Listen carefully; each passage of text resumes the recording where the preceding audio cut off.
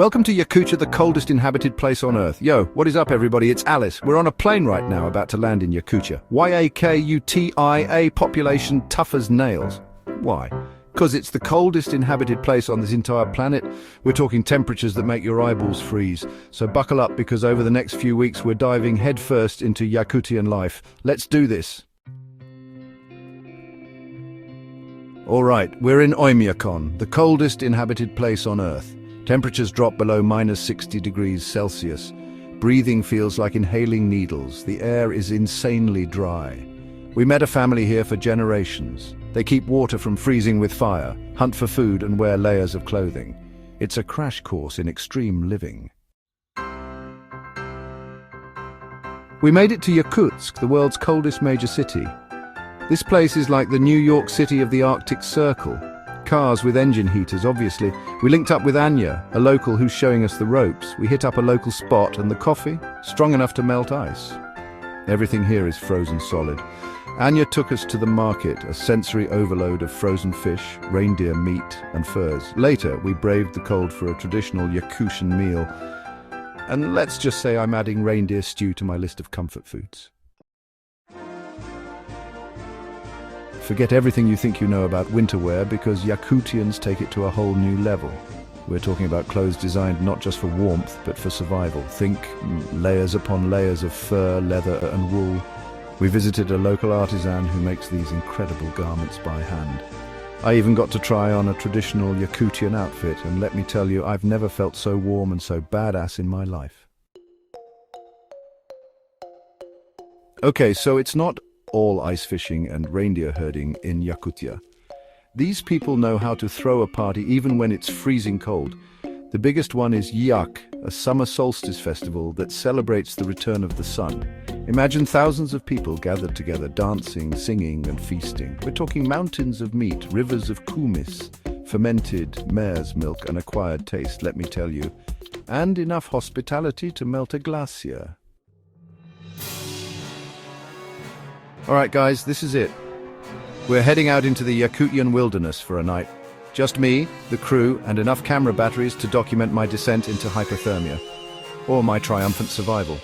We've got our gear, a traditional reindeer hide tent, a fire starter kit that looks older than time, and enough layers to make me look like the Michelin Man. Wish me luck. Let's talk about food. Yakutian cuisine is not for the faint of heart. First up, we've got stroganina, which is basically frozen raw fish, shaved thin and eaten with salt and pepper. Next, we've got reindeer meat. Reindeer is to Yakutians what beef is to Americans, and for the truly adventurous, there's horse meat. Every meal we've had has been an experience filled with warmth, laughter, and enough food to feed an army. So, how do you keep food fresh when it feels like the entire world is a freezer? Well, the Yakutians have figured it out. We're talking about preserving food the old school way, drying, smoking, and of course freezing. We visited a family who showed us how they preserve fish for the long winter months. They catch it fresh from the frozen rivers, then hang it to dry in the icy air. It's amazing to see how resourceful these people are. When it's this cold outside, you need something to warm you up from the inside out. Enter Yakutian tea. We're talking about strong black tea, often brewed with herbs, berries, and sometimes even milk or butter. We had the chance to try a few different kinds of Yakutian tea, and each one was unique and delicious. And in a place as cold as Yakutia, a little bit of warmth goes a long way. Okay guys, today's the day. I'm putting my culinary skills to the test and learning how to cook like a real Yakutian. We're in the kitchen with Anya's grandmother, a woman who looks like she could outcook Gordon Ramsay with one hand tied behind her back. First up, we're making ingenuity salad, a traditional Yakutian dish made with frozen fish, onions, and sometimes potatoes. Anya's grandmother is a patient teacher, even if we don't speak the same language. You'd think living in the coldest place on Earth would be enough to put you off frozen treats, but not in Yakutia. These people are obsessed with ice cream. We're talking about ice cream stands on every corner, even when it's -40 degrees Celsius outside. And the flavors?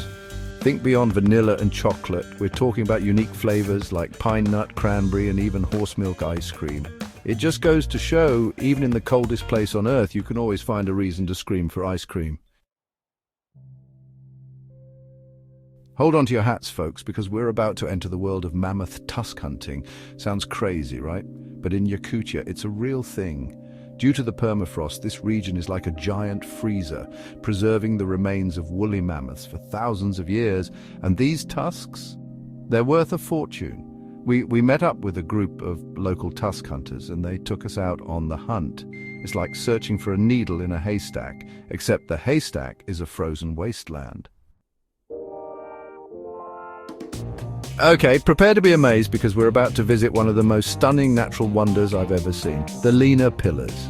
Imagine towering rock formations, some as high as a skyscraper, rising up from the banks of the Lena River. These pillars were formed over millions of years by the forces of erosion, and they're a UNESCO World Heritage Site.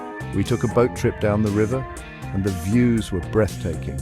It's a reminder of the power and beauty of nature, and it's a place I'll never forget. This is where things get a little eerie.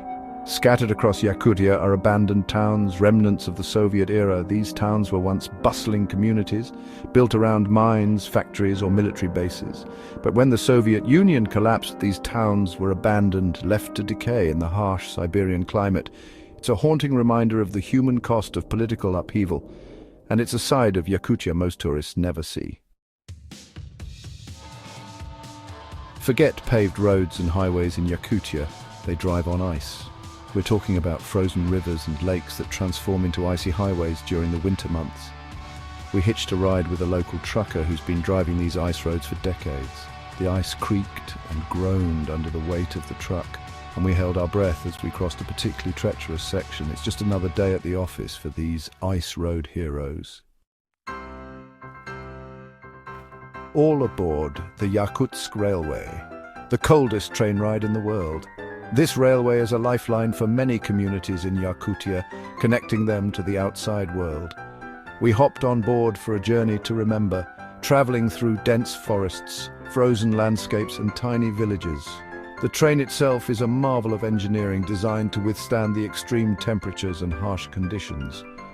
We're talking about double-paned windows, heated cabins, and even a special car for transporting reindeer. It's a journey that will stay with me long after I leave Yakutia. All right, guys, time to ditch the Gore-Tex and embrace the old ways. We're spending 24 hours in the Yakutian wilderness with nothing but traditional tools and techniques.